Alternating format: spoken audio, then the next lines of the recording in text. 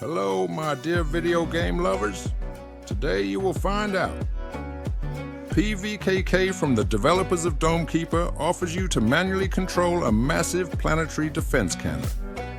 Alkahest, a first-person role-playing game similar to Dark Messiah of Might and Magic, has received an impressive first trailer.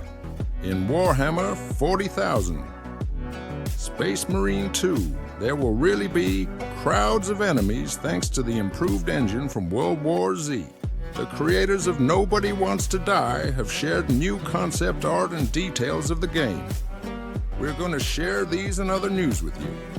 Don't forget to like and subscribe. You are on the Fox Games News channel. Well, we're starting. In the PVKK game, you take on the role of an autocratic regime cannon pilot trapped in a defense bunker. Your mission is to manually control a massive planetary defense cannon to resist an interplanetary invasion. Master various systems to protect your homeworld. Players interact with a retro-tech cockpit filled with buttons, levers, dials, and switches. Control power generators, scan the sky for enemy ships, analyze threats, calculate fire trajectories, and perform precise actions. In conditions of limited resources and strict regime, strategic thinking becomes the key to success. The game offers immersive interaction with the cabin, a detailed tactile control panel with retro technology elements, deep narrative, a story rich in political intrigue and moral dilemmas, customization and upgrades. Upgrade the bunker and guns to cope with more difficult tasks. Atmospheric setting, a unique combination of cozy and oppressive bunker environment at the same time. Multiple endings. Your decisions have a significant impact on the outcome of the plot. Hidden secrets. Gradually uncover the secrets beyond the bunker through fascinating escape room-style puzzles.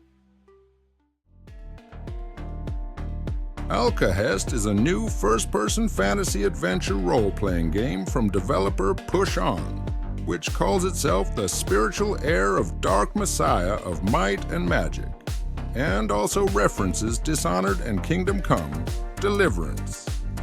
In the game, you will have to fight in close combat, explore realistic medieval locations, study alchemy, and much more.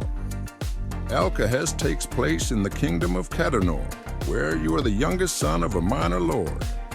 The balance of power in the region is tense at best, as the three houses struggle for control. You will explore castles, villages, forests, and other places befitting a medieval fantasy setting. More interestingly, Alkahest promises dynamic battles with an emphasis on interactive environments. This means that you will build combos using both your attacks and the environment. One of the examples given by PlayOn is to bring down a tree on the enemy's head, throw him off a cliff, set him on fire. Fire is a part of Alkahest's alchemy that complements melee combat instead of a magic system. You will follow the recipes or create your own throwing tools, drinks, oils for weapons, and traps for enemies. Stealth and rough hand-to-hand combat are supported and encouraged.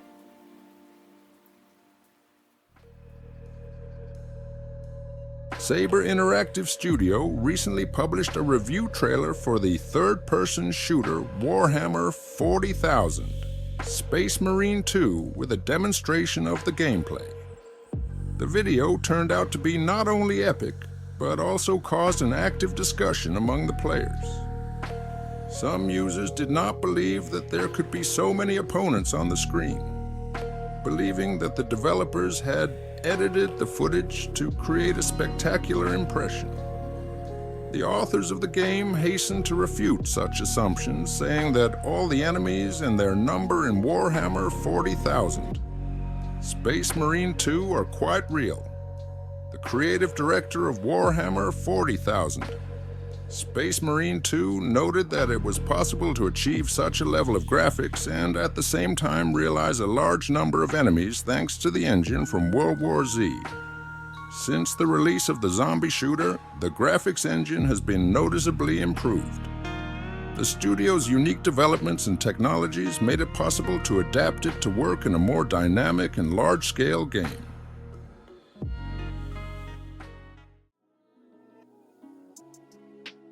The developer of Critical Hit Games has announced the release of a new noir detective adventure called Nobody Wants to Die, which is set in New York in 2329. Welcome to the gloomy New York of 2329, where people have gained a great gift, immortality, for which, however, someone needs to pay. Having almost died, Detective James Cara takes on an unofficial case, in which he's assisted only by a young police attaché, Sarah Kai. Together, they follow the path of a serial killer and use the time to uncover the dark secrets of the urban elite. Nobody Wants to Die runs on Unreal Engine 5 and looks amazing at the moment. The game is scheduled for release in 2024 for PC, PS5, and Xbox Series X Vertical Bar Series.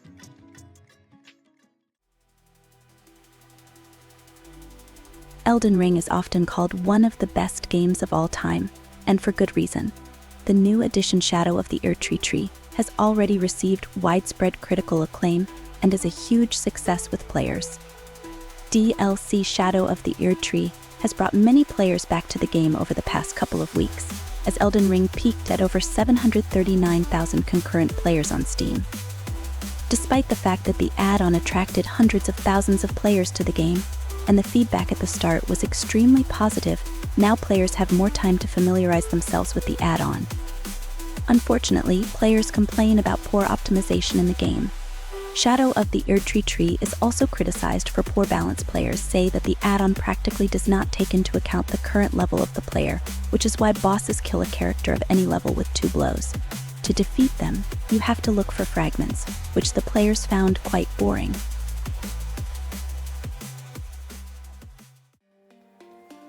The ambitious game was officially announced back in 2008.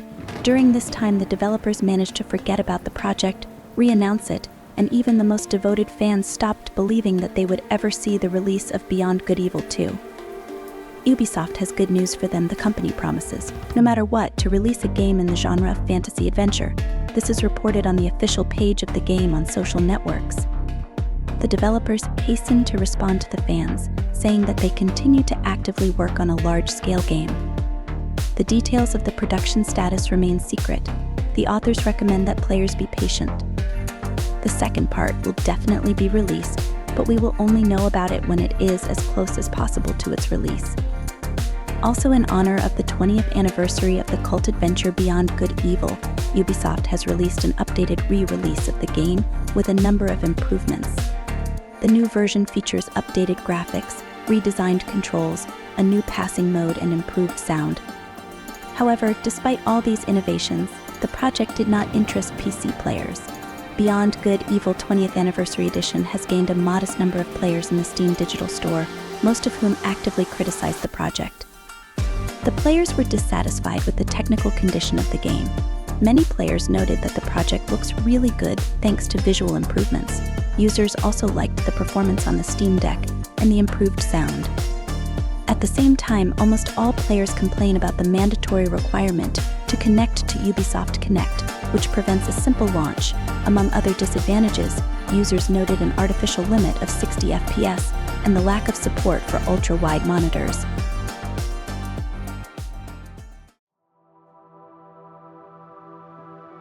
Nintendo has not revealed who is developing the just-announced Mario Luigi revival, but claims that some of the original developers of the series are taking part in it.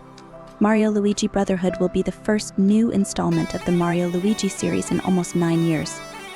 One of the biggest fan questions was, who is developing the game? A Nintendo representative spoke about who is developing the game. These are some of the original developers who worked on the franchise. A remake of the Riven game from the Cyan World studio has been released. The game received high critical acclaim. Journalists noted the good technical performance of the remake, as well as praised the developers for carefully recreating the game. so that old players can experience nostalgia while playing the game, and new ones can get acquainted with the classic game with updated graphics. The remake of Riven is called one of the best puzzle games in principle. The average score of the game on Metacritic was 87 points. The game is already available on PC, Steam, and GOG, as well as on Mac, MetaQuest 2, and MetaQuest 3.